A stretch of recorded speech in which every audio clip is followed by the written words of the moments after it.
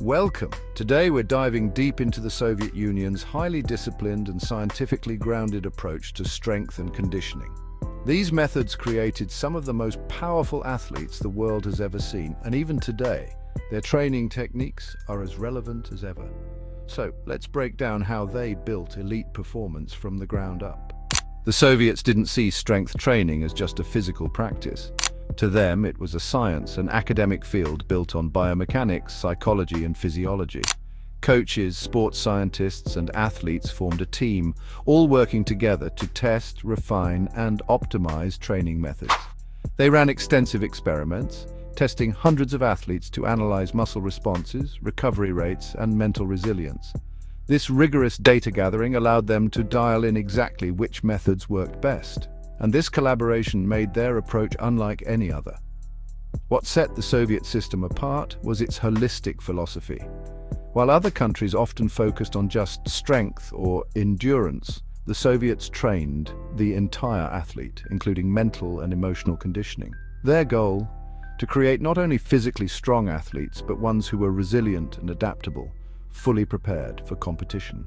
One of the most influential Soviet contributions to strength and conditioning was periodization. This system broke training into structured cycles: macrocycles, mesocycles, and microcycles. Macrocycles.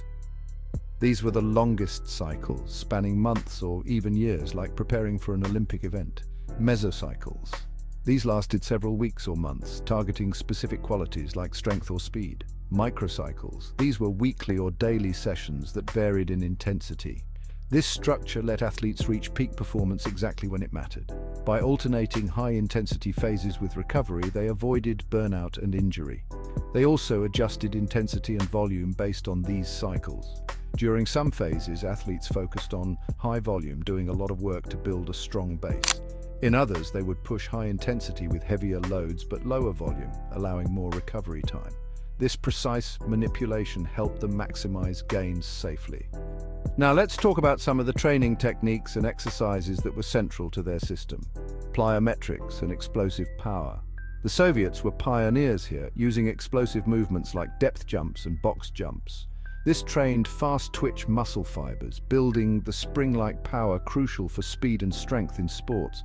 Complex training. This paired heavy lifting with an explosive movement. For example, after heavy squats, athletes might do jump squats. This sequence primed their muscles for peak power output, making them more explosive and resilient. Isometrics and eccentric loading. They also focused on isometrics and controlled eccentric lowering phases, which were particularly beneficial for sports like wrestling. These exercises, like holding a weight still or lowering it slowly, improved joint stability, tendon strength, and overall muscle control, and they didn't need much fancy equipment. The Soviets used what was available: thick ropes, sandbags, and even bodyweight exercises to build effective, adaptable routines, showing that great training isn't about high-tech tools, it's about consistency and creativity. The Soviets understood that mental toughness was just as essential as physical strength. They built resilience in their athletes by pushing them to their limits during training. Visualization and goal setting. Athletes set precise goals for each training cycle and practiced visualization techniques to prepare for competition. This gave them an edge, as they mentally rehearsed scenarios and developed unwavering focus, training in harsh conditions.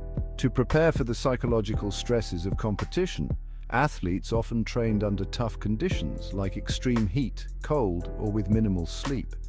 This training made them more resistant to stress, giving them a unique psychological advantage.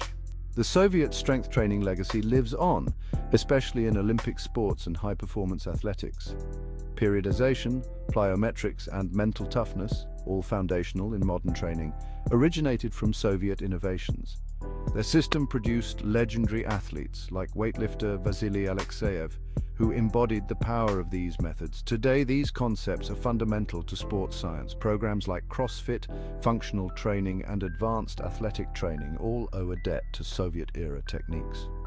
So what can we learn from the Soviet approach to training? 1. Prioritize systematic progression. Use structured cycles to balance intensity and recovery, avoiding overtraining. 2. Incorporate plyometrics and complex training. Combine heavy and explosive movements to develop powerful neuromuscular efficiency. 3. Focus on mental conditioning. Build resilience with visualization and by embracing challenges. 4. Adapt with limited resources. Remember, Soviet athletes trained effectively with minimal equipment. Creativity and consistency can be just as powerful as high-tech gear. The Soviet Union's training methods demonstrate the power of disciplined, structured and scientific approaches in building elite athletes. Even today, their principles remain incredibly valuable for anyone serious about improving physical and mental performance. Thanks for joining me on this journey into the world of Soviet strength and conditioning. Whether you're an athlete, a coach, or simply interested in fitness, there's so much to take away from these methods. Let's keep training smarter, pushing limits and building resilience just like the Soviets did.